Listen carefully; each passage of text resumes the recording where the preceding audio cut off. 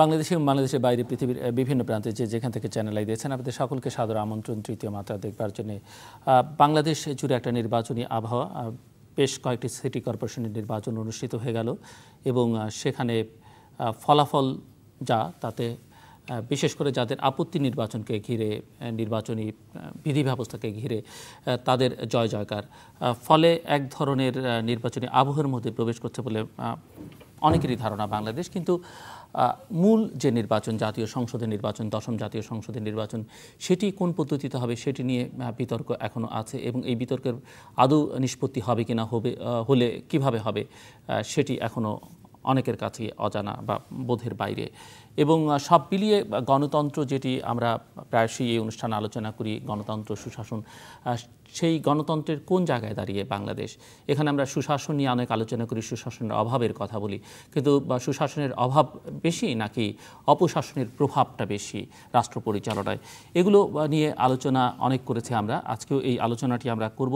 আর আলোচনা করবার জন্য আমার অতিথি, আমার বায়ে বসা আছেন বাংলাদেশের প্রাক্তন নির্বাচন কমিশনার এবং নিরাপত্তা বিশ্লেষক অবসরপ্রাপ্ত brigadier general M Sakhawat Hossain, আর আমার ডানে রয়েছেন বাংলাদেশ রাষ্ট্রবিজ্ঞান সমিতির সভাপতি রাষ্ট্রবিজ্ঞানী professor doctor M Ataur Rahman. দর্শক, তৃতীয় মাত্রার বয়স 10 বছর, প্রায় 10 বছর, একেবারেই 10 বছরের চূড়ান্ত সীমায় অনেক কথা এই অনুষ্ঠানে হয়েছে।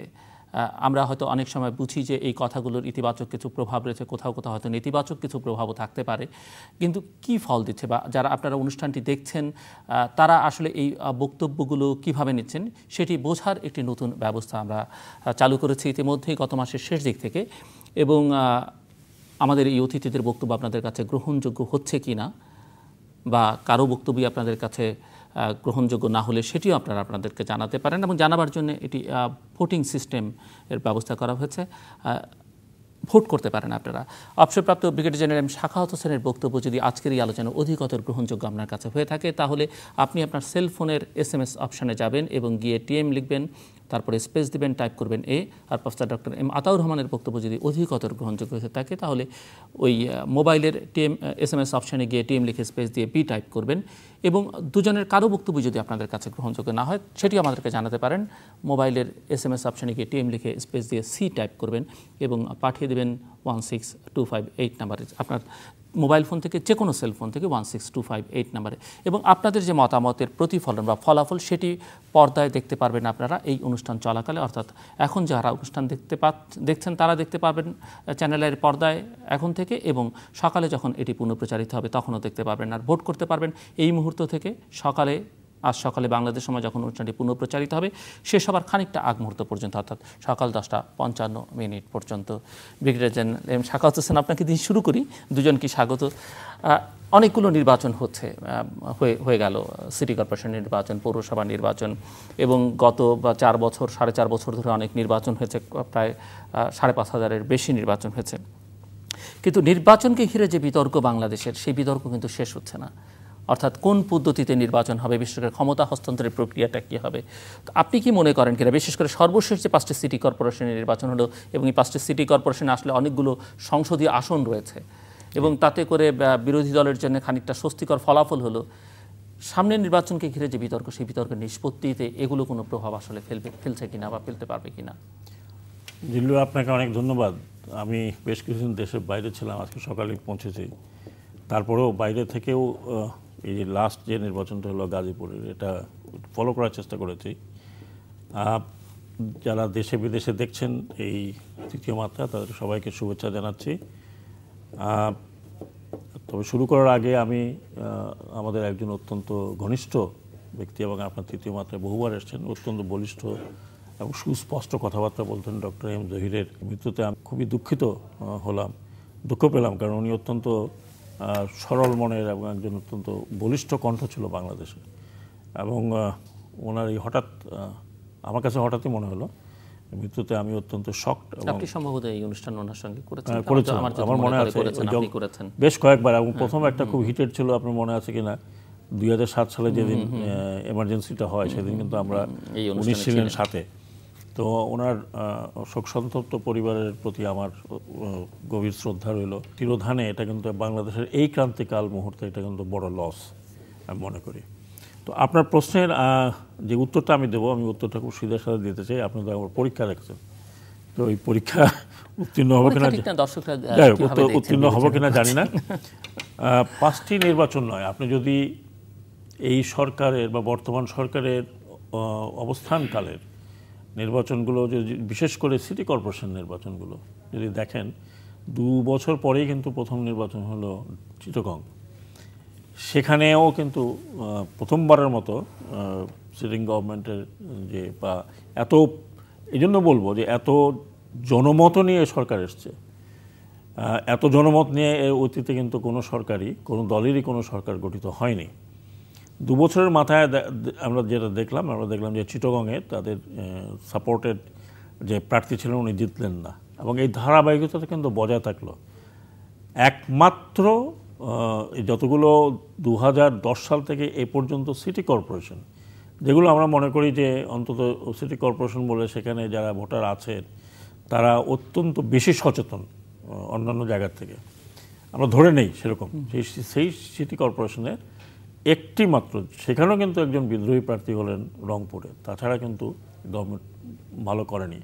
এবং আমি ভেবেছিলাম, আমারও একটা ইয়ে ছিল যে 50-50, আমি ভেবেছিলাম যে গাজীপুরে যেটা হবে এটা কন্টেস্ট হয়তো 50-50 গিয়ে থাকবে, হয়তো কম বেশি 5-10 হাজারের ব্যবধানে রেজাল্ট হতে পারে, ফলাফল হতে পারে। তবে একটি বিষয় আমি নিশ্চিত ছিলাম যে এই রেজাল্টও বিরোধী দলের দিকে চলে যাবে। তার আমার অনেকগুলো কারণ আছে, সেগুলো আমি পরে বলবো। কারণ এটা কিন্তু আপনাকে দেখতে হবে যে 4টি সিটি কর্পোরেশন, যেখানে মোটামুটিভাবে 2-1জন যদি এক্সেপশন বাদ দেওয়া যায়, মোটামুটিভাবে কিন্তু মেয়ররা ভালো কাজ করেছে। কিছু কিছু শহরে বেশ ভালো কাজ করেছে। শহর দেখলেই বোঝা যায়, একটা শহরে তো আমার পৈতৃক বাড়ি আছে, দেখলে বোঝা যায় যে প্রচুর কাজ হয়েছে এবং প্রচুর কাজ আন্তরিকভাবে কাজ করেছেন। তারপরেও তারা হারলেন কেন? এটা কিন্তু ওনারা হারছেন বলে আমি মনে করি না। এটা একটা দলীয় পর্যায়ে জাতীয় ইস্যুসগুলো যেভাবে সব দল প্রত্যেকটি দল জাতীয় ইস্যুগুলোকে যেভাবে স্থানীয় জায়গায় নিয়ে গেছে, সেটার মাসুল কিন্তু দিতে হয়েছে এই যারা এত ভালো কাজ করলেন তাদেরকে। এবং গাজীপুরেও যিনি মেয়র ছিলেন, প্রায় 12 বছর উনি মেয়র ছিলেন, এবং বিরোধী দলেরও যিনি ছিলেন তিনিও বেশ অভিজ্ঞ পলিটিশিয়ান। তারপর আমি বলবো যে কন্টেস্টটা একেবারেই ওয়ান সাইডেড কন্টেস্ট হয়েছে, যেখানে গাজীপুরের মতো জায়গায় 1 লক্ষ ভোটে, প্রায় 1 লক্ষ ভোটের ডিফারেন্সে আজমতুল্লাহ সাহেব হেরেছেন। আজমতুল্লাহ একজন নতুন পাকাপোক্ত পলিটিশিয়ান। তো এইসবের কারণগুলো কি? আপনি যদি কারণগুলো আমি দেখি, তাহলে আমি আসছি জাতীয় সংসদ নির্বাচনের কথাটা, কারণগুলো রিপিটিভ, আমার মনে হয় সবাই জানেন, এখন প্রায় হয়ে গেছে। তো আমি 2-4টা যোগ করব, বাকিগুলো বাদই দিলাম, করাপশন বাদ দিলাম, পদ্মা সেতু বাদ দিলাম, সব কিছু বাদ দিলাম। সবচেয়ে বড় জিনিস যেটা আমার কাছে মনে হচ্ছে যে বাংলাদেশ জাতীয়তাবাদী দল, তাদের যে কোর ভোট, সেটা যদি আপনি অ্যানালাইসিস করেন, এবং আওয়ামী লীগের যে কোর ভোট, সেটা যদি আপনি অ্যানালাইসিস করেন, তাহলে যে গ্যাপটা আছে সেই গ্যাপের ভোটগুলো সব ডিফারেন্সটা তৈরি করে। জাতীয়তাবাদী দল বা যিনি যে সাপোর্টে জিতেছেন, তাদের কোর ভোটের উপরে এতগুলো ভোট কীভাবে আসলো? 1 লক্ষ ভোট, তার মধ্যে যদি 60% আমি 33% ধরি, তাহলে বাকিগুলো যে ভোটগুলো, সেই ভোটগুলো কিন্তু এটাকে একটা নেগেটিভ ভোট বলবো কিনা, সরকারের প্রতি একটা নেগেটিভ ভোট। যেহেতু এই ভোট দেওয়ার জায়গা আর কোথায় নাই, কাজেই এখানে চলে আসছে। সরকারের প্রতি নেগেটিভিজমের কারণটা কি? কারণগুলো তো জাতীয় ইস্যুগুলো পরে হয়তো আমরা আলোচনা করব। জাতীয় ইস্যুগুলো কিন্তু প্রত্যেকটি ইলেকশনের পরে কিন্তু এটা আরও সলিড হয়ে যাচ্ছে, মানে এই ইস্যুগুলোই কিন্তু এখন মুখ্য হয়ে যাচ্ছে, এবং এটাই কিন্তু ক্রমে জাতীয় নির্বাচনের উপরে এফেক্ট করবে। আর দ্বিতীয় যে বিষয়টি আমি বারবার যে বিষয়টি মনে করি যে এটাকে অতীয় দলীয়করণ করার কারণে উভয় দলেরই যেভাবে নেতানেত্রীদের নিয়ে যাওয়া হচ্ছে, কতগুলো স্লোগান যেগুলো আমার কাছে মনে হয় রিডান্ডেন্ট স্লোগান, যেমন স্বাধীনতার পক্ষে বিপক্ষে। আমি এই মাত্র ইউরোপ থেকে ঘুরে আসলাম, সেখানে আমাকে এই সরকারি দলের সাপোর্টারই বলল যে স্যার, স্বাধীনতার পক্ষে বিপক্ষের কথা কেন এখন উঠছে? এখন 41 বছর 42 বছর হয়ে গেছে। বাংলাদেশ এখন যারা পরিচালনা করছে, আমার ওনার জেনারেশন তো আমরা এখন ফেডিং জেনারেশন। আপনাদের জেনারেশন যারা পরিচালনা করছে তাদের বেশিরভাগই কিন্তু জন্ম পোস্ট 71 অথবা জন্মগ্রহণের 2 বছর, হয়তো দেশ স্বাধীন হওয়ার 2 বছর 3 বছর 4 বছর আগে। আজকের একটা ঘটনা বলি, এই যে বিসিএস ক্যাডারের ছেলেগুলো যে কথাটা বলল যে এই কোটা ব্যবস্থা কেন, কারণ আপনি যেইভাবে ইয়াঙ্গার জেনারেশনকে নিয়ে যাচ্ছেন, সেই ইয়াঙ্গার জেনারেশনকে তো প্রশ্ন তো এটাই যে স্বাধীনতার পক্ষে বিপক্ষে, আমরা তো স্বাধীন দেশে জন্মগ্রহণ করেছি, এখানে পক্ষে বিপক্ষের স্লোগান কেন নিয়ে আসছেন? এইগুলো আমার মনে হয় অতি খুব বেশি, আমার মনে হয় যে এটাকে ও যে আমাদের দেশে বলে যে লেবু যত আপনি চাপবেন তিতে হয়ে যাচ্ছে। আপনি দেখেন গণজাগরণ মঞ্চ, আমি আমার লেখায়ও লিখেছিলাম 5 দিন 7 দিন ওকে ঠিক ছিল, একটা ইম্প্যাক্ট তৈরি করেছে, তারপর কোথায়? এখন দে হ্যাভ ফেডেড অ্যাওয়ে। তার পরিবর্তে আমরা কি দেখলাম? একটা জনগোষ্ঠী, আপনি 16 কোটি লোকের দেশের ভিতরে যেখানে আপনার 95% পিপল রুরাল এরিয়াতে থাকে বা গ্রামগঞ্জে থাকে, সেখানে আপনি আরবানাইজ বা শহর কেন্দ্রিক কিছু শিক্ষিত যুবক যারা হয়তো আমরা মডার্ন শিক্ষা দীক্ষা দিতে পেরেছি, তাদেরকেই যদি আমরা মনে করি এই আমাদের নবপ্রজন্ম, এটা বোধহয় ঠিক নয়। 95% নবপ্রজন্ম তো তাদেরকে আমরা তো মেইন স্ট্রিমে আনতেই পারিনি। তারা কোথার থেকে আসলো? আমরা যে দেখলাম 1 লাখ 1.5 লাখ 2 লাখ, কেউ বলে 10 লাখ হেফাজত ইসলামের সাথে তারা এসছে। তারা কি নবপ্রজন্ম নয়? তো এই যে কতগুলো জিনিস আমরা নতুন নতুন মাত্রা যোগ করেছি জাতীয় ইস্যুর উপরে। আজকে যদি বলা হয় যে ধর্মকে প্রচার করেই করা হয়েছে, কোন দেশে ধর্ম নেই? আমি ইউরোপে 3টা দেশে গেলাম, সেখানে ক্যাথলিক বা প্রোটেস্ট্যান্ট আপনি না হলে সেখানে ইউ ক্যান সারভাইভ। তো কাজে কোন দেশে কোন রাজনীতিতে ধর্ম নেই? কোথাও একটু ধর্মটাকে রাজনীতিতে বেশি দেখা যায়, কোথাও হয়তো অতটা দেখা যায় না, একটু হিডেন থাকে। তো কাজে আমি যেটা বলছি, এখন আমি আসছি আপনাদের, এই 5টি 6টি বা 10টি 11টি নির্বাচন জাতীয় সংসদ নির্বাচন নয়। এখানে সরকার কৃতিত্ব নিতে পারে এবং আমি নিজে ব্যক্তিগতভাবে ক্রেডিট ডেফিনেটলি দেবো যে গভর্নমেন্ট এখানে কোনো ধরনের ইন্টারফারেন্স করেনি বা করার চেষ্টা করেনি। চেষ্টা করলে আরও খারাপ হতো, ফলাফল তাদের জন্য খারাপ হতো। আর এখানে একটা জিনিস মনে রাখবেন, এটা কিন্তু খুব লোকাল ইলেকশন, ফোকাসড ইলেকশন। আপনি গাজীপুরের সমস্ত টেলিভিশন প্রায় 1 মাস ওখানে ছিল, নারায়ণগঞ্জে 1 মাস ওখানে ছিল, প্রতিটি নির্বাচনে সেখানে ছিল এতগুলো অবজারভার, এতগুলো 300 আসনের সময় ইট ইজ নট পসিবল। 3 লক্ষ কেন্দ্রে আপনি একটা করে পুলিশ রাখতে পারবেন না, 2টা করে ম্যাক্সিমাম পুলিশ আর আনসার মিলিয়ে রাখতে পারবেন। তারপরে জাতীয় সংসদ নির্বাচন হচ্ছে ক্ষমতা বদলের নির্বাচন, এবং আমাদের দেশে ক্ষমতা বদল তো আপনি বুঝতেই পারেন যে ক্ষমতা বদল মানে এভরিথিং উইনার টেক্স অল। কাজে সেই ক্ষমতা বদলের নির্বাচনের সাথে এই নির্বাচনকে যদি কোনো রকমের কম্পেয়ার করা হয়, এটা কম্পেয়ার করা উচিত নয়, ঠিক নয়। জাতীয় সংসদ নির্বাচনটা কিভাবে হবে, কেমনে হবে, ইট ইজ স্টিল ডিবেটেবল, এবং এই বিষয়ে আমরা হয়তো পরে আলোচনা করব। কাজে আমি যে ফাইনালি কথাটা বলছি, লোকাল ইলেকশন দিয়ে জাতীয় সংসদ নির্বাচন কেমন হবে এটা বিবেচনা করা খুবই কঠিন।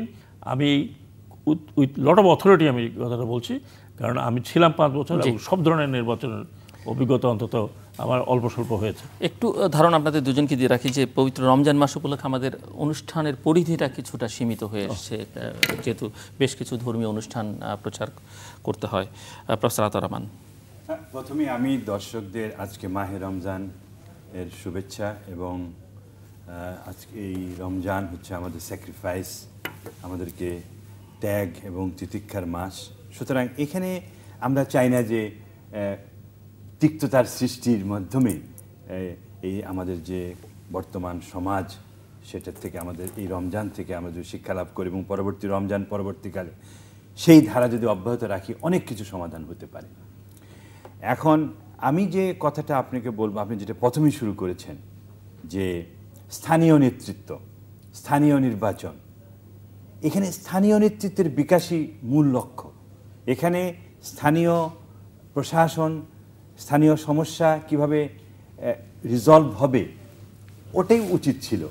কিন্তু কেন জাতীয় নির্বাচনের যে আবহ আপনি যেটা বললেন, কেন এত প্রকট হয়ে আসলো? এর কারণ হচ্ছে আমাদের যে নির্বাচনী গণতন্ত্র, 5 বছরে এই দেশের আপামর জনসাধারণ শুধু একবার ভোট দিয়েই শেষ।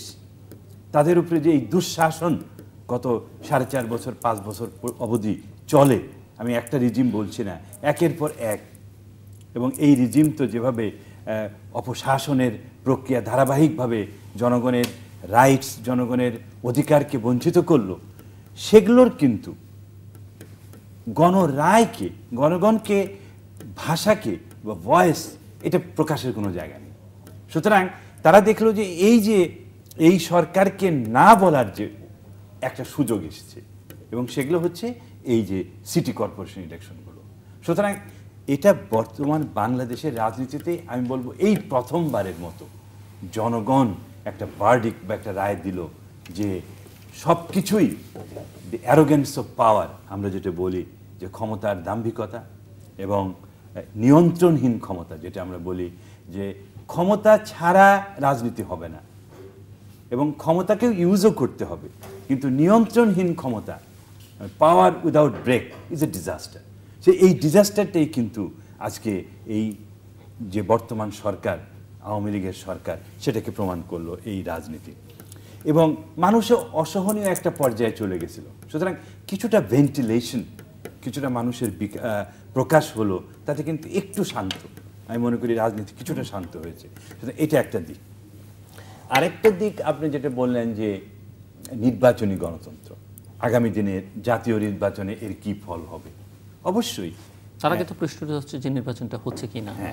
একটা হচ্ছে যে নির্বাচন না হওয়ার কোনো আমি পথ দেখি না, কারণ আমরা চাই যে বাংলাদেশের লোক সবাই চায় যে স্ট্রং, কিন্তু যে বিতর্ক আছে সেই বিতর্কের নিষ্পত্তি তো, ওটা আমরা বলছি, ওটা সেটা হলো যে এই সরকার যে একটা সমস্যা সৃষ্টি করেছে, কনস্টিটিউশন অ্যামেন্ডমেন্ট, 15th অ্যামেন্ডমেন্ট, আমি মনে করি সবচেয়ে রাজনৈতিকভাবে সবচেয়ে একটা গর্হিত কাজ উনি করেছে। একটা সেটেলড ইস্যু যে কেয়ারটেকার গভর্নমেন্টের অধীনে একটা আম্পায়ারের উপস্থিতিতে দুই দল নির্বাচন করবে। দুটো ফুটবল প্লেয়ারের দুটো টিম, তাদেরকেই যদি ছেড়ে দেন, একটা টিমের সদস্যদেরকে তোমরা ঠিক করো যে কখন বাঁশি বাজবে, তাহলে তো আর খেলা হবে না। সুতরাং বাংলাদেশের রাজনীতিতে সরকারের দিক থেকে বা প্রধানমন্ত্রী বলছেন পৃথিবী জুড়ে তো তাই হচ্ছে। হ্যাঁ, পৃথিবী জুড়ে হচ্ছে, কিন্তু তাদের যে ট্র্যাডিশন আর আমাদের যে ট্র্যাডিশন, আমরা তো একবারও করতে পারিনি। সবচেয়ে দুঃখ হলো যে 1991, 1996, 2001 অ্যান্ড দেন 2008 প্রতিটা ইলেকশনই কিন্তু একটা ইন্টারিম অ্যারেঞ্জমেন্টে হয়েছে। সুতরাং এটা বললে চলবে না যে কেউ ক্ষমতা আরেকটা ইলেক্টেড প্রধানমন্ত্রীর কাছে দিয়েছে, আজ পর্যন্ত দেয় নাই, থার্ড পার্টিকেই দিয়েছে। সুতরাং এটা ভুল ব্যাখ্যা এবং ভুল যুক্তি, কারণ আজ পর্যন্ত হয়নি, তৃতীয় পক্ষের মাধ্যমেই হয়েছে। তো সুতরাং এইটা যে আমি মনে করি যে এখনও, বিকজ গণতন্ত্রের মূল কথা হচ্ছে দুই দল বা জনসাধারণের মধ্যে একটা এক সমঝোতা, ডিসকাশন অ্যান্ড ডায়ালগ।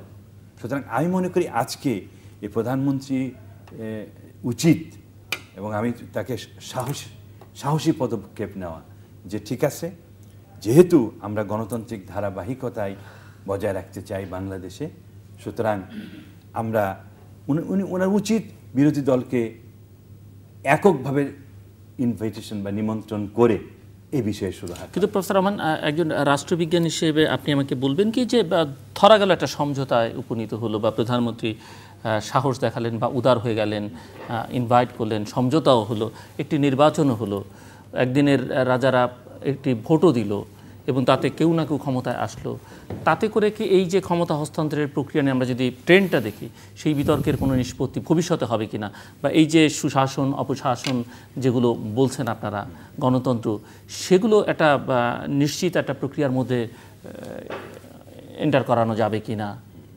সেটা আপনি ঠিকই বলেছেন, কিন্তু সেটা হচ্ছে এখানে তো এই সব বিতর্কের কোনো নিষ্পত্তি হচ্ছে না, বরং আমরা ট্রেন্ড যদি দেখি যে 5 বছর পর পর এক পক্ষ বিদায় হয়, আরেক পক্ষ আসে, তারা ভিন্ডিকটিভ হয়, আরও বেশি আগ্রাসী ভূমিকায় অবতীর্ণ হয়, আরও বেশি লুটপাট করে, এবং ট্রেন্ডটা ধীরে ধীরে পরিবেশ পরিস্থিতি খারাপের দিকেই যাচ্ছে। সেখানে আমি তো তখন ধরেন এজ এ রাষ্ট্রবিজ্ঞানী হিসেবে এক সময় আমার কাছে মনে হয়েছিল যে এই যে 10 বছর করে দুইজন এককভাবে কেন্দ্রীভূত একটা ক্ষমতার অধিকারী হয়ে রাজনৈতিক দলের প্রধান হয়ে তারাই বাংলাদেশকে শাসন করলো 20টা বছর, গণতান্ত্রিক ধারা, গণতন্ত্রের কোনো উন্নতি হয় নাই।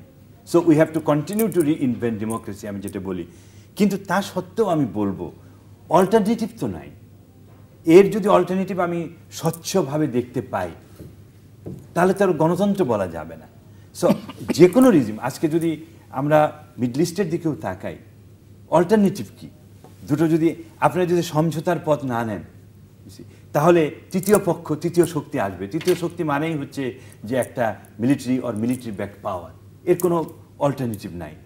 So military backed civil society, যেটা এখন বর্তমানে আমেরিকা ভাবে যে যদি সিভিল সোসাইটিকে ব্যাক করে মিলিটারি এবং একটা ইন্টারিম গভর্নমেন্ট করে, তাহলে হয়তো তারা সাপোর্ট দিতে পারে এবং ওয়েস্টার্ন কান্ট্রিজ এবং বাংলাদেশের এটা গ্রহণযোগ্যতা হতে পেতে পারে। কিন্তু that it is not the solution. আমিও এখন মনে করি it is a romantic idea, as a vision we can think, কিন্তু রাজনৈতিক ইনস্টিটিউশনগুলো যদি ঠিক না করেন, যদি সাস্টেইনেবল ইনস্টিটিউশন, পলিটিক্যাল ইনস্টিটিউশন যেমন পার্লামেন্ট, যেমন নির্বাচন, উনি তো বোঝে, উনি 5 বছর তো নির্বাচন কমিশন করলেন, এরপরেও তো নির্বাচন কমিশন নষ্ট হয়ে যেতে পারে। কেননা আমরা যদি সেই লিডারশিপ যদি না থাকে, সেই সাহসী দক্ষ লোক যদি না থাকে, সেই দেশপ্রেমিক লোক যদি না থাকে, দুর্নীতিবাজ লোক যদি দেশপ্রেমিক হয়ে যায় এবং সেখানে যদি আশ্রয় নেয়, তাহলে ওই ইনস্টিটিউশনকে ডিস্ট্রয় করে দিতে পারেন।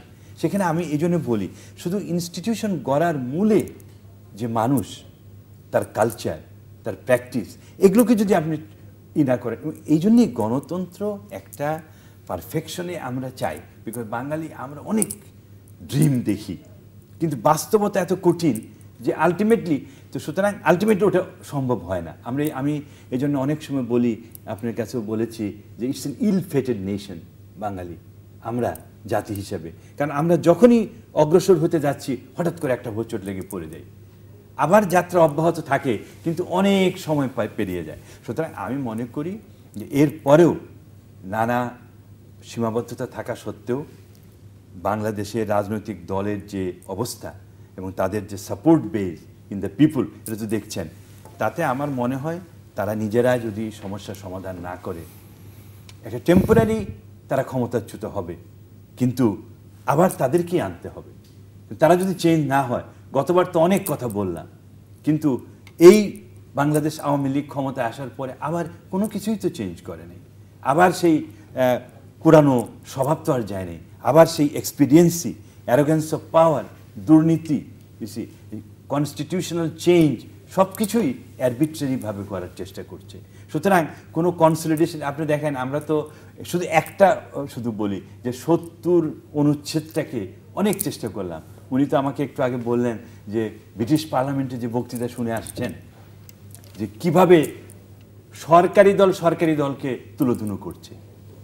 বাংলাদেশে এখন সরকারি দল কথাই কইতে পারে না, নিজেরা নিজেদের মধ্যে ক্রিটিসিজমের যে কালচার সেটা তৈরি করতে পারে না। উনি যে প্রসঙ্গটা তুললেন সেই প্রসঙ্গ থেকে বলছি, ক্যালভিন হপকিন্স, যিনি মেম্বার পার্লামেন্ট, আমাকে আমার ওয়াইফ এবং বাকিদের দাওয়াত করেছিলেন। প্রায় পুরো দিনই কিন্তু আমরা কাটিয়েছিলাম হাউস অফ কমন্সে। তো ওখানে আমার সৌভাগ্য হয়েছিল যে এমন একটা টপিকের সময় আমি হাজির ছিলাম ভিজিটার্স গ্যালারিতে। টপিকটা ছিল যে ইংল্যান্ড সিরিয়ার অপোজিশনকে সাপোর্ট করবে কি করবে না, আর্মস বা অন্যান্য টাকা পয়সা দিয়ে। এবং সেখানে প্রমিনেন্ট 3 জন এমপি সরকারি দলের যেভাবে মানে সরকারকে চেপে ধরলেন, যে সরকারকে উনি বললেন যে take lesson from Libya, what has happened. হাওয়ার এটা আমাদের টপিক না। তো সেখানে এই ক্যালভিন হপকিন্স সাহেবের সাথে লাঞ্চের সময় অনেক আলোচনা হলো। তিনি জানতে চাইলেন যে বাংলাদেশের প্রধান সমস্যাটা কেন হচ্ছে, পলিটিক্যাল সমস্যা। তো সেখানে উনি ওনার কাছ থেকে আমি অনেক কিছু ক্লিয়ারিফাই করলাম যে আপনি যেটা বললেন পৃথিবীর গণতান্ত্রিক ধারাবাহিকতা, ইয়াস গণতান্ত্রিক ধারাবাহিকতায় সেখানে কোনো তত্ত্বাবধায়ক সরকার বা ইন্টারিম গভর্নমেন্ট অ্যাজ সাচ যেটা আমরা চিন্তা করছি নেই। ব্রিটিশ পার্লামেন্ট যখন ভেঙে যায় তখন ব্রিটিশ পার্লামেন্টের আউটগোয়িং যে গভর্নমেন্ট থাকে, সরকার থাকে, রানী তাকেই বলেন ইলেকশন পর্যন্ত থাকতে, এবং তাদের election period is very short, 15 to 16 ডেজের মধ্যে কিন্তু ইলেকশনটা হয়ে যায়। আমাদের মতো 3 মাসের এখানে কোনো প্রিপারেশন থাকে না। সিমিলারলি আপনি অত দূর যাওয়ার দরকার নেই, পার্শ্ববর্তী ইন্ডিয়া তো তাই হচ্ছে। কিন্তু কথাটা হলো দ্যাট ইজ দি বেস্ট। আপনি যখনই পার্লামেন্ট ভেঙে গেল, পার্লামেন্ট ভেঙে যাওয়ার সাথে সাথে আপনি মন্ত্রিসভা গঠন করবেন, আউটগোয়িং মিনিস্টার। কিন্তু এখানে প্রথম জিনিস হচ্ছে যে যে যে এখন যে বর্তমানে যে কনস্টিটিউশনটা আছে 123-তে যে পরিবর্তন আনা হয়েছে, সেখানে পার্লামেন্ট ভাঙার কোনো ব্যাপার নেই। সেটা যদি করতে হয় তাহলে সেটা করতে গেলেও কিন্তু এখন কনস্টিটিউশন থেকে পরিবর্তন করতে হবে।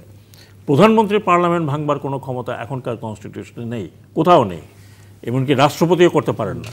সেটাও করতে গেলে পরিবর্তনটা আনতে হবে যদি ভাঙতে হয়। কাজেই constitutional amendment is a must. আগামী জাতীয় সংসদ নির্বাচন আপনি প্রধানমন্ত্রী, মাননীয় প্রধানমন্ত্রী যেভাবে বলছেন যে ব্রিটিশ পার্লামেন্টের মতো হবে, হলেও আনতে হবে, আর কেয়ারটেকার গভর্নমেন্টের কথা হলেও আনতে হবে। বিষয়টা এখানে কেন হচ্ছে সম্পূর্ণ একটি অবিশ্বাসের জায়গা। 6 লক্ষ এবং 6 লক্ষ 12 লক্ষ লোক প্রয়োজন হয় আপনার জাতীয় সংসদ নির্বাচন করানোর জন্য। একদিনে 300 এসে 6 লাখ প্রায় লাগে হলো আপনার পোলিং স্টাফ, আর 6 লাখ লাগে হচ্ছে আপনার সিকিউরিটি সদস্য। এখন এই পোলিং স্টাফ কারা? এগুলো সব সরকারের। আমরা এখন পত্রপত্রিকা কীভাবে দেখছি, যেভাবে দলীয়করণ হয়েছে বাই বোথ দ্য পার্টি, আমি এক পার্টির কথা বলছি না, এক পার্টি গেলে ওএসডি হয় 400, আরেক পার্টি আসলে ওএসডি হয় 500, এই তো। এবং চাকরি বেদার যাচ্ছে, সে সেনাবাহিনীর হোক, পুলিশের হোক, যার হোক, মানে ওই বুশের ওই তত্ত্ব, if you are with me or you are against me. এই করতে করতে আমরা প্রশাসনকে যেভাবে করে ফেলেছি, এই প্রশাসনকে আমরা প্রশাসনকে দিয়ে নির্বাচনটা করাই। সে প্রশাসনকে দিয়ে এই নির্বাচন করাতে নির্বাচন কমিশনকে লোহিত সাগরের মধ্যে, মনে হয় আটলান্টিক সাগরের মধ্যে হাত পা বেঁধে ফেলে দেওয়ার মতো অবস্থায় থাকে। তো কাজে এইখানে যে অবিশ্বাসের বিষয়টা যেটা জন্মেছে, 4 লেয়ার, আপনি 3 লেয়ার বদলি করবেন, 4 লেয়ার বদলি করবেন, কত লেয়ার বদলি করবেন? এই যে আপনার অবিশ্বাসের জায়গাটা, সেই অবিশ্বাসের জায়গা যতদিন থাকবে ততদিন পর্যন্ত এই অবস্থা হবে। অবিশ্বাসটা কেন? অবিশ্বাসটা হচ্ছে the behaviour of political party. যে পার্টি ক্ষমতা আসে আরেক পার্টিকে ওই নিশ্চিহ্ন করার একটা বন্দোবস্ত থাকে। নিশ্চিহ্ন করতে গিয়ে দেখা যায় নিজেই নিশ্চিহ্ন হয়ে যাচ্ছে। আরেকটি কথা আমি বলি, আমরা অনেক নতুন নতুন আইন করেছিলাম এবং এগুলো পলিটিক্যাল পার্টির সাথে আলোচনা করেছিলাম। আমরা বলেছিলাম আপনারা তৃণমূল হতে প্রার্থী নির্বাচন করুন। তৃণমূল হতে প্রার্থী নির্বাচন না করার ফলে কী দেখা যাচ্ছে? আমি গাজীপুরের কথা বলি, অন্যান্য সিটি কর্পোরেশন কথা বলি, বিশেষ করে রুলিং পার্টির ভিতরে অন্য যে স্থানীয় নেতা আর কোনো নেতাকে উঠতে দিচ্ছে না। তার কারণ হচ্ছে যে তিনি সহযোগিতা করেন না, এবং এটা না ফ্র্যাকশনাইজড হয়ে যাচ্ছে সব দিকে। কারণ আপনি তৃণমূল থেকে তাদেরও মতামত নেননি, আপনি এখানে বসে সেন্টারে বসে বললেন, হতে পারে একজন খুব ভালো মানুষকে আপনি দিলেন, কিন্তু তার সঙ্গে বাকিদের সাথে তো কোনো তালমেল নাই।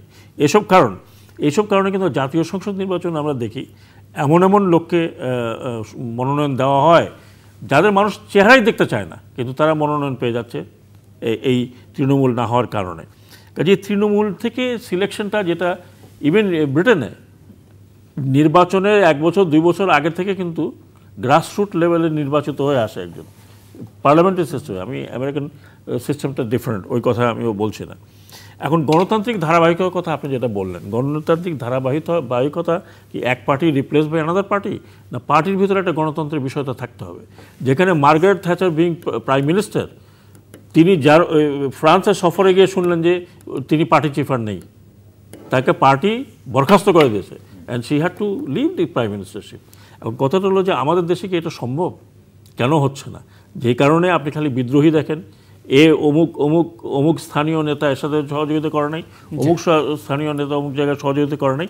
কাজে উনি তো আমাদের শিখান, কিন্তু গণতন্ত্র যদি শুধুমাত্র পার্টি বেস বা পার্লামেন্টারি ডেমোক্রেসিকে বলা হয়, সেই পার্লামেন্টারি ডেমোক্রেসির সেই গণতন্ত্র যদি কোনো পার্টির ভিতরে না থাকে, সেই ব্যক্তির চেতনার মধ্যে অমুক কি বলবেন, হ্যাঁ অমুক কি বলবেন, নমিনেশন দেবে ফাইনালি অমুকে দেবেন, এটা তো কোনো দেশের কোনো গণতন্ত্রে আমার মনে হয় না যে এরকম আমরা দেখেছি। পার্টির ভিতরে ইলেকশন হচ্ছে না, যিনি এক পদে আছেন তিনি আমৃত্যু ওই পদে থাকছেন, ডিস্ট্রিক্ট লেভেলে হোক, ইউনিয়ন লেভেলে হোক, যে লেভেলেই হোক। তো শেষ কথাটা যেটা আমি বলছি, যে এই গণতন্ত্রায়নে যদি পার্টির ভিতরে আমরা গণতন্ত্রটা দেখি, তাহলে কিন্তু জাতীয় সংসদ নির্বাচনে যে উইনার টেক্স ইট অল, এই ধরনের জিনিসগুলো আস্তে আস্তে কমে যাবে। এবং এটা কিন্তু একটা প্রক্রিয়া বাংলাদেশে হচ্ছে না এমন আমি বলবো না। এই যে আপনি নির্বাচনগুলো দেখছেন, সেখানে অমুক সহযোগিতা করছে না, অমুক করে নেই, এই যে একটা দোষারোপের ব্যাপারটা, এই ব্যাপারটা কিন্তু স্লোলি অ্যান্ড গ্র্যাজুয়ালি কিন্তু এই পার্টি গণতন্ত্রের দিকে নিয়ে যাবে। এখানে আমি আমাদের বাস্তব চিত্রটা আপনি বলি। আপনি একটা হচ্ছে যে আমাদের যে আইডিয়াল, আমরা সবসময় একটা আদর্শিক একটা ভাবাদর্শ, এটা কিন্তু আদর্শিক না, এটা কিন্তু আপনি যেটা বলছেন সেটা আসছি। একটা হলো আইডিয়ালি হচ্ছে যে আমরা সবসময় চিন্তা করি যে there should be a break. যেমন দেখেন বাংলাদেশে এক একজন 26 থেকে 30 বছর পার্টির এই টু লেডিজ, আমরা যে বলি দুই নেত্রী বা নেতা, এখন তো তারা তো 26 থেকে 30 বছর ধরে আসছে রাজনৈতিক দলের শীর্ষে, এবং এ কালচার অফ ডমিনেন্স, আধিপত্য, যেখানে গণতন্ত্র নাই। ওটা তো বাস্তব, ওটা তো আমি বলছি না, কিন্তু অ্যাট দ্য সেম টাইম আমাদের যে সংবিধান সেটাকে এত আমরা এই যে এবার যেটা করা হলো যে 72 সালের সংবিধানে ফিরে যাব, ঠিক আছে, তারপর ওটাও করলো না। তারপরে হচ্ছে যে 15th অ্যামেন্ডমেন্ট নিয়ে এসে আবার একটা নতুন বিতর্কের সৃষ্টি করা হলো, এবং আমাদের যে মানুষের, জনগণের যে মূল ক্রিটিক্যাল প্রবলেম সেগুলো থেকে সব কিছু দূরে সরে নেওয়া হলো। সুতরাং এখন আমরা চিন্তা করছি আবার ভোটটা ঠিক মতো দিতে পারবো কিনা, আবার আমি সবসময় বলি যে caretaker government is not ideal, but it's a kind of circuit breaker. আপনি যখন সিস্টেম বেশি গরম হয়ে যায়, যখন সিস্টেম কলাপস হয়ে যাওয়ার পথে, তখন একটা সার্কিট ব্রেকার থাকলে ভালো।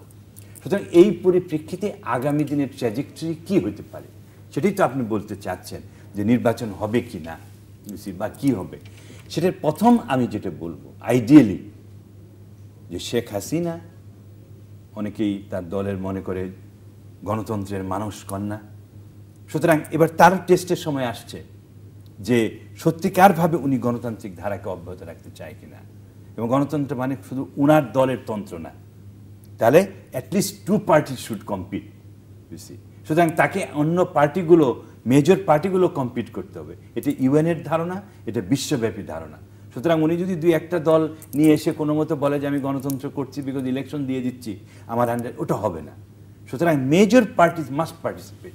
সুতরাং সেখানে আমি বলছি যে she should have the courage to invite, and একটা ট্রানজিশন যেটা হবে সেটা একটা ফর্মুলা বের করা। এটা দুই দলই বলছে যে আমরা একটা বসতে চাই। সুতরাং এখন সময় আছে, একটা মাস তো সময় আছে, যে এখন ত্যাগ তিতিক্ষার সময়ের মাসে আমি বলছি যে একটা বের করা। তাহলে সেকেন্ড যেটা ফিয়ার অফ, কারণ এই সরকার বিগত 4.5 বছর যে অপশাসন করেছে, সাফল্যও আছে, কিন্তু রাজনৈতিকভাবে যে একটা প্রতিশোধমূলক রাজনীতি করেছে তারও তো একটা ব্যাকল্যাশ আছে। যে দুর্নীতির প্রশ্রয় দিয়েছেন বা দুর্নীতি করেছে সেগুলোরও তো একটা ব্যাকল্যাশ আছে। সুতরাং এখানে আমি বলছি peaceful pre and post election situation, সেটাকে এগ্রি করা, যে ওনারা যদি ক্ষমতা আসে, কারণ এখন বিশ্বাস করেন এই 2 দলের নেত্রী, ওনারা আমরা, আর জনগণ তো নাই, তো সুতরাং তাদের প্রোটেকশন করার জন্য এটা আমি বলছি যে একদম বেসিক আশা আকাঙ্ক্ষা সব ছেড়ে দিলাম, অ্যাটলিস্ট আমাদের ঘর সামলাইতে তো হবে, আমরা তো সহিংস পথে যেতে পারি না। সুতরাং সেইখানে আমি মনে করি যে তারা একটা মডালিটিস, যে প্রি ইলেকশন ভায়োলেন্স আমরা করব না, এবং পোস্ট ইলেকশন যে ট্রান্সফার অফ পাওয়ারটা ঠিকমতো হয়, সেটাই একটা এগ্রিমেন্ট করতে হবে, সে যেই হোক। কারণ আপনি ইভেন কেয়ারটেকার গভর্নমেন্ট দেওয়ার পরেও যদি 2 পার্টি মনে করে যে আমরা আমাদের অবস্থান পরিবর্তন করব না, আমরা একে অপরকে, তখন কেয়ারটেকারের গভর্নমেন্টের জন্য ইলেকশন দেওয়াও কঠিন হবে। সুতরাং it's not an easy job. আপনি জানেন যেটা অল্টারনেটিভ যেটা হবে, যদি ইলেকশনে যদি না যাই তাহলে কি হবে। এই government can prolong the transition by not giving election না দিয়ে প্রলং করতে পারে, এবং এই প্রলং করতে পারে, কিন্তু বেশি দিন এটাকে দীর্ঘায়িত করতে পারবে না। যদি ইলেকশনও করে এবং সেই ইলেকশন যদি অ্যাবর্টেড হয়, সেই ইলেকশন যদি না করতে পারে, তাহলে কিন্তু আবার 111-এর মতো এপিসোড আমরা দেখতে পাবো। প্রলং করার তো কোনো বিষয় কনস্টিটিউশনে নাই। তার মানে যদি প্রলং করতে চায় কোনো গভর্নমেন্ট সরকার, that will be extra constitutional, that will be also illegal. No, এখন তো কনস্টিটিউশন ইউ অ্যামেন্ড, আপনি না, ওটা হচ্ছে আপনি যদি অ্যামেন্ড করেন ফার্দার।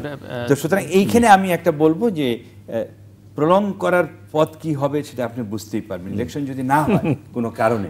সুতরাং ডক্ট্রিন অফ নেসেসিটিতে উনি বলবেন যে আমি থেকেও যেতে পারি। এটা অনেক দেশে হয়েছে, আইভরি কোস্ট আপনি দেখেন, আইভরি কোস্টের অবস্থা আর আমাদের বাংলাদেশের অবস্থা হলেন প্রেসিডেন্ট বলল যে আপনি আমরা শেষের দিকে আমি শুধু কনক্লুডিং রিমার্ক ওনার কথা থেকে আমি কথা নিয়ে বলবো যে we had enough of vengeance, মানে এক পার্টি আসলে আরেক পার্টিকে চেপে ধরা। এইখানে যা হয়েছে বিশেষ করে বিদেশে গেলে বোঝা যায়। এই বর্তমান সরকারের পার্টি সাপোর্টাররা আমাকে যেটা বলছে আর কত, মানে একটা সরকার আসলে আরেক সরকারকে উচ্ছেদ করার, আরেকটি পলিটিক্যাল পার্টিকে নিশ্চিহ্ন করার যে খেলা, এটা we don't want to see. এবং তারা কিন্তু স্ট্রং সাপোর্টার, 30, 32, 40 বছর থেকে এক পার্টি করে যাচ্ছে। এখন কথাটা হলো যে it has to stop somewhere. আজকে যদি সরকার পরিবর্তন হয় যে আমার লোককে এই করছো, কালকে তোমাকে আমি এই করব, এটা যদি করতে থাকে তাহলে কিন্তু আমরা সেই গণতন্ত্রের এগুলো দেখছেন। এবং আমরা কিন্তু ভুলে যাচ্ছি, আমরা কিন্তু আরেকটি বড় শক্তিকে আমরা মোটেও আর ডিসকাশন আনি না, দ্যাট ইজ ভোটার্স। আপনি যত কথাই বলেন, এনারা যত পাওয়ারফুলি মনে করুক না কেন, কিন্তু যেদিন ভোট দিতে যাবে, যে ভোটের বাক্সে আপনারা দেখলেন যে ভোটারদের কিন্তু এখন আর ওই রকমভাবে মানে নেগলেক্ট করার কোনো কারণ নাই। এবং আমরা যে বুঝি না বা রাজনীতিবিদরা যা বলেন তা ভোটাররা গিলছে, এমনও কিন্তু আর সেই দিনগুলো নেই। কাজে ভোটারদের বিষয়টা কিন্তু ইজ এ ভেরি ইম্পর্ট্যান্ট বিষয়। এবং এই ভোটাররা যে চিন্তা ভাবনা করছে, আপনি ঠিকই বলেছেন, আমাদের এখানে রিকল সিস্টেম নাই। রিকল সিস্টেম থাকলে এই যে 5টা 6টা 11টা সিটি কর্পোরেশন এবং পৌরসভা অন্যান্য জায়গায় নির্বাচনগুলো হলো, this is almost a recall system. এটা তো গভর্নমেন্টকে বলা হচ্ছে যে we are not with you, কারণ যেটা আমি বললাম। তো কাজে এই যে ভোটারদেরকে আপনি এখন যদি মনে করেন যে যা বলবেন ভোটাররা তাই গিলবে, আমি বলবো একটা একটা একটা একটা আল্লাহু আকবার বলবো, আরেকজন বলবে না, এইগুলিতে তো এখন ভোটাররা অত দে এক্স্যাক্টলি নো যে কী হয়েছে, কী হচ্ছে, কী হতে যাচ্ছে। তার মধ্যে ডেফিনেটলি কিছু কিছু হয়তো অতিরঞ্জিতও থাকুক, যাই থাকুক, কিন্তু মানুষের মন যেটাকে আঘাত করে, সেই জায়গায় ভোটারদেরকে আপনি যদি মনে করেন যে ভোটাররা আমি যা বলছি সেটাই সঠিক, ভোটাররা সেভাবে নিচ্ছে, মোটেও তার ঠিক নয়। ফাইনালি আমি এই কথা বলবো যে জাতীয় সংসদ নির্বাচন হতে হবে। জাতীয় সংসদ নির্বাচন কিভাবে হবে? একটা আস্থার পরিবেশে যদি নির্বাচনটা না হয়, এবং আমি প্রফেসর আতাউর রহমানের সাথে একমত যে যদি বড় দল, আপনি ছোটোখাটো সব দল কেন, যে যাদের 33%, 34%, 40% রিপ্রেজেন্টেশন আছে, এবং জাতীয় সংসদে যারা ছিল এবং সরকার পরিচালনা করেছে, এই ধরনের দুটি দলই যদি পার্টিসিপেট না করে, দুটি দলের যে কোনো একটি যদি পার্টিসিপেট না করে, that election cannot be called election. আমরা কিন্তু 2007 সালে 8 সালে ওই রকম পরিস্থিতিতে পড়তে গিয়ে কিন্তু অনেকটা পরিবর্তন আনতে হয়েছিল আমাদেরকে। আমার কনক্লুডিংয়ে যেটা বলতে চাই যে আজকে বাংলাদেশের যে রাজনীতি, শুধু এককভাবে রাজনীতি একটা নাই, ইন্ডিপেন্ডেন্ট ভ্যারিয়েবল যে আমরা রাজনীতিকে শুধু রাজনীতিভাবে দেখেন। আজকে এই যে 16 কোটির দেশের লোক, জনগণের যে অসম্ভব চাহিদা, সো আপনার গভর্নেন্স ইজ সার্জিং, 1। 2 নাম্বার হচ্ছে political Islam is also coming, এটা আপনাকে শেষ করে দিতে পারবেন, আপনি শেষ করতে পারবেন না। আরেকটা হচ্ছে দি স্টেট অফ ডেমোক্রেটাইজেশন কোথায়? জনগণ, যে কথাটা আপনি এটা আনলেন, এটা আমি আরো মূল ধারায় আনতে চাই যে জনগণ 5 বছরের আগে কোনো মতেই সরকারকে একটা না বা এইটা ঠিক না এই কথাটা বলতে পারে না। ইভেন ইয়াঙ্গার জেনারেশন যারা সবসময় আমাদেরকে বলে স্যার এটা ঠিক হচ্ছে না বা এটা, এই জিনিসটা জনগণকে ফেরত দিতে হবে। এবং আজকে যে শাসক শ্রেণী, তারা এই জনগণের বিশ্বাস যদি না আনতে পারে, তাহলে তারা যতই ষড়যন্ত্র করুক, যতভাবেই স্কিমিং করুক, ইন দ্য এন্ড তাহলে আরো ডিপ সিতে ডুবে যাবে। দর্শক অনুষ্ঠানের শেষ প্রান্তে তৃতীয়মাত্রা সম্পর্কে আপনি লিখতে পারেন। লিখবার ঠিকানা পরিচালক তৃতীয়মাত্রা চ্যানেল, IGP বক্স 2433 ঢাকা 1000। যারা ইমেল করতে চান তারা করতে পারবেন এই ঠিকানায় apni@tritiyomatra.com।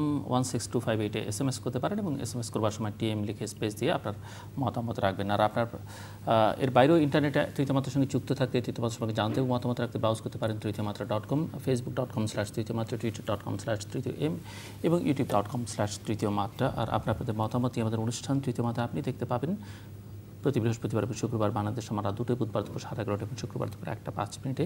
তৃতীয় মাত্রার এই পর্বটি আপনি আপনার মোবাইল ফোন থেকে শুনতে পারবেন 16258 ডায়াল করে। অর্থাৎ তৃতীয় মাত্রার সর্বশেষ পর্বটি এবং পুরনো পর্বগুলো আপনার সেলফোন থেকে শুনবার জন্য ডায়াল করুন 16258 নাম্বারে। Professor doctor Ataur Rahman, brigadier general স্বাগত জানাচ্ছেন। অসংখ্য ধন্যবাদ আপনার দুজনকেই। দর্শক, আমার দুই অতিথি এই বিষয়ে একমত যে আগামী নির্বাচন প্রধান দুটো রাজনৈতিক দলের মধ্যে এটি সমঝোতার ভিত্তিতে হতে হবে। কোনো এক পক্ষকে বাদ রেখে কোনো নির্বাচন করা যাবে না, এবং সেটি যদি কেউ করতে চান, যে কোনো শক্তির বলেই করতে চান না কেন, সেটি হিতে বিপরীত হবে। এবং একথাও ওনারা একমত যে আমাদের রাজনৈতিক নেতা নেত্রীদের মধ্যে, রাজনৈতিক দলগুলোর অভ্যন্তরে কোনো গণতন্ত্র নেই, নেতা নেত্রীদের মন মানসিকতায় গণতন্ত্রের চর্চা নেই। এই জায়গাটিতেও পরিবর্তন আনতে হবে।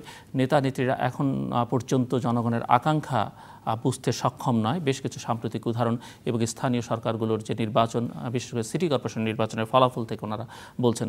আবার এই সিটি কর্পোরেশনের ফলাফল দিয়ে সরকার যতই সাধুবাদ পাওয়ার চেষ্টা করুক না কেন, এগুলো নিরপেক্ষ নির্বাচন হয়েছে, কিছু ক্রেডিট তারা নিতেই পারেন, কিন্তু এটি কোনোভাবেই তাদের অধীনে জাতীয় সংসদ নির্বাচনের একটা গ্যারান্টি দিতে পারে না যে সুষ্ঠু নির্বাচন হবে। কেননা সেখানে গণমাধ্যম পর্যবেক্ষকরা এই একটি দুটি তিনটে সিটি কর্পোরেশনে যেভাবে পর্যবেক্ষণ করতে পেরেছে 300 আসনে, সেটি হয়তো তাদের পক্ষে সম্ভব হবে না।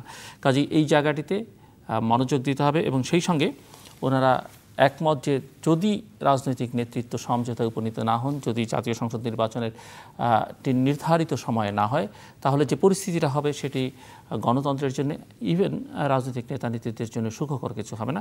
আর জনগণকে যে গুরুত্ব দেয়া, জনগণ এখন একটি বড় শক্তি, যদিও তারা এখনও 5 বছরের মধ্যে একদিনের রাজা, কিন্তু তাদেরকে নানা সময় তাদের মতামত প্রকাশের যে জায়গা, ক্ষেত্র, সেটি তৈরি করে দেওয়ার সুযোগ করে দিতে হবে। এবং সেটি করবার এখনই হচ্ছে উপযুক্ত সময়, এবং সেটিও যদি না নিশ্চিত করা যায়, সেখানেও গণতন্ত্র আবার মুখ থুবড়ে পড়তে পারে।